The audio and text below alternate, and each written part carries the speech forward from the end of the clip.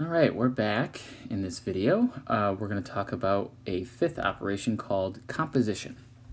Now, when I compose two functions, what I'm actually doing is I'm substituting one function into another function. Now, the notation I like to use is this notation here, because you can actually see g of x is inside of f of x. The book likes to use this notation, so just be aware that this means the same thing.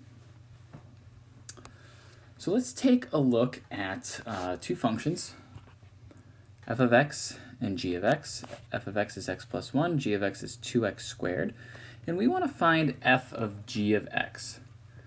So we know we have a function f of x, and f of x is saying do something plus 1. There's this variable here, that's the something. And what we want to put where that something is, we want to put the entire g of x function. So we're going to put 2x squared into that. And so f of g of x ends up being 2x squared plus 1.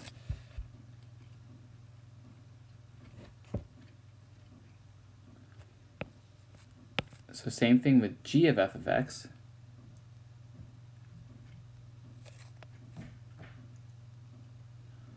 We're going to take what g is as a function, which is 2 times something squared.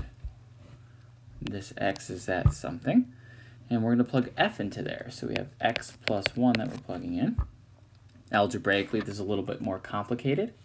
So this is 2 times x squared plus 2x plus 1. And then we distribute the 2. We get 2x squared plus 4x plus 2. So that's g of f of x. Now notice how f of g of x and g of f of x look very different. And that's okay. I wouldn't expect the composition of two functions to be the same if I do it in a different order. And then we have f of x. So why don't you pause and try to do this one on your own, and then you can come back and watch me do it. Did you pause? Are you even watching these? All right, so f of x is going to be, f of x says do something plus 1, and that something is x plus 1. And so we end up with x plus 1 plus 1, which is just x plus 2. And that's what f of x would be.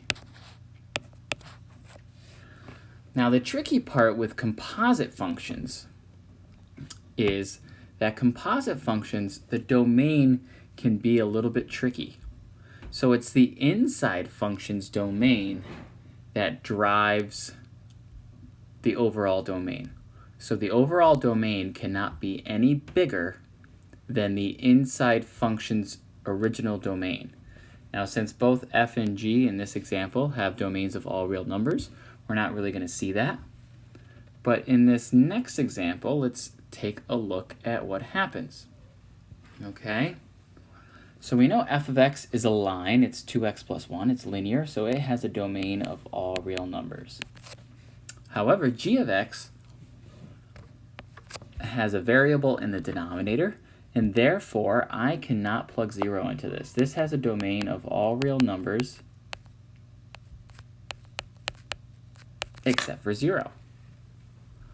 Now when the inside function is g of x, the biggest domain that I can have is going to be all real numbers except for 0.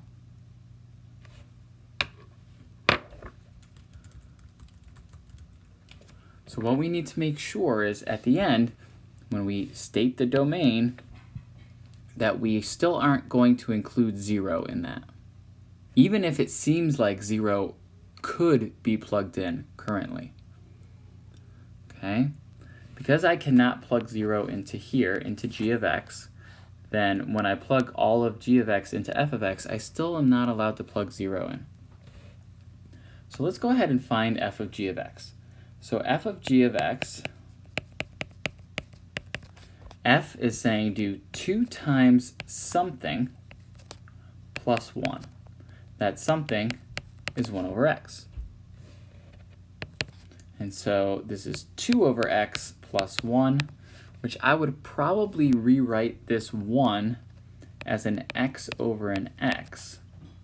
So I have a common denominator. So I can write this as 2 plus x over x, or x plus 2 over x. It doesn't matter. So that's f of g of x. And we can see that we still can't plug 0 into here. But even if we could, let's say somehow the denominator simplified in such a way that I could plug 0 in there, it's still not allowed to be part of f of g of x because the inside function did not have that as part of the domain. Now let's look at g of f of x. Now g of f of x is the inside function. And f of x has a domain of all real numbers. So it's possible for g of f of x to also have a domain of all real numbers. That's the largest domain it could have. The largest domain f of g of x could have had was that, and that ended up being, we didn't have to take any more elements away from that, but that was the biggest it could be. Here, there's no restriction. The biggest it could be is all real numbers. But let's go ahead and find it. So g is my outside function. It's saying do 1 divided by something. That something is f, which is 2x plus 1. And now we see that even though my domain could have been all real numbers, it's still not. Because if I plug a negative 1/2 into here, I'm going to end up dividing by 0. So the domain is going to be all real numbers except for negative 1/2.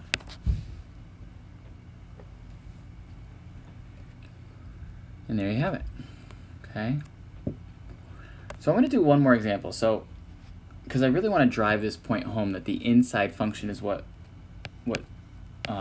you need to be concerned about. Sorry. So let's talk f of x. Let's make f of x the square root of x. And let's make g of x x squared. Okay?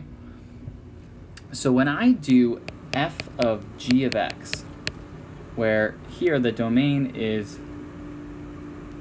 g of x is the domain is all real numbers. But f of x, the domain is all positive real numbers.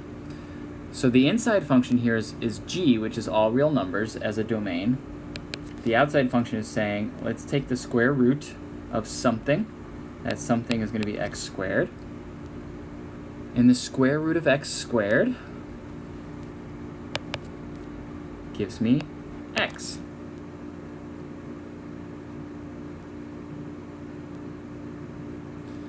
Technically, it's the absolute value of x, okay? But I can plug any number into the absolute value of x here. And I'll get a real number out. So the domain is all real numbers. However, when I do g of f of x, now the outside function is something squared, and the inside function is the square root of x. When I do the square root of x squared, I still get the absolute value of x, but the domain here, I don't really need the absolute value part, because the domain, the domain is still from 0 to infinity. Even though I get the same answer, and if you're wondering, well, why don't you need the absolute value? The absolute value is here, but because the domain's from 0 to infinity, which are all positive numbers already, I don't really need the absolute value. In this case, I can plug negative numbers in, and so the absolute value needs to be there to make them positive. And you might also be wondering, why is the square root of x squared the absolute value of x? Or the square root of x squared, why is that the absolute value of x? The reason for that is if I take a number like negative 10 and I square it, I'm going to get positive 100. And then when I square root that, I'm still going to get positive 10. There's no way to get a negative number out of this expression, so it becomes absolute value.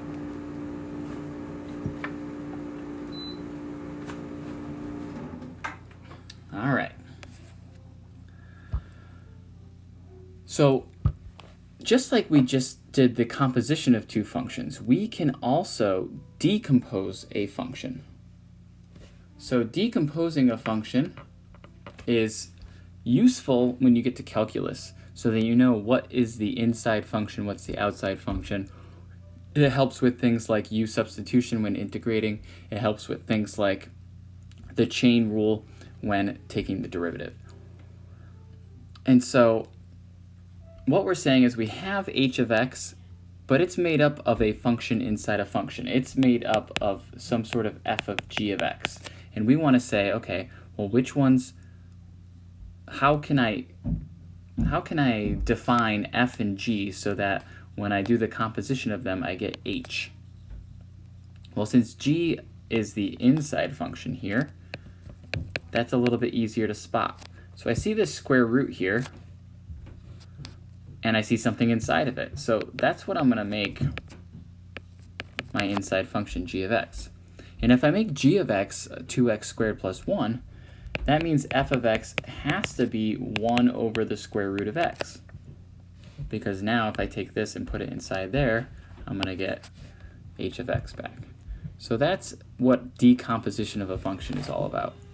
Now I would have also accepted another answer here. You could have said g of x is the square root of 2x squared plus 1, and then f of x is 1 over x. And you're not wrong, but I would argue that you're also not right. This is the better decomposition, only because I know calculus and I know how treating it this way would just make for a better derivative.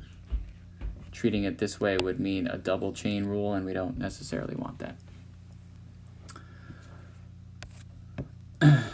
So what I'd like you to do is I'd like you to try to decompose these 4 functions, and in the next video I will explain how to go through each of these. Okay, see you in the next one.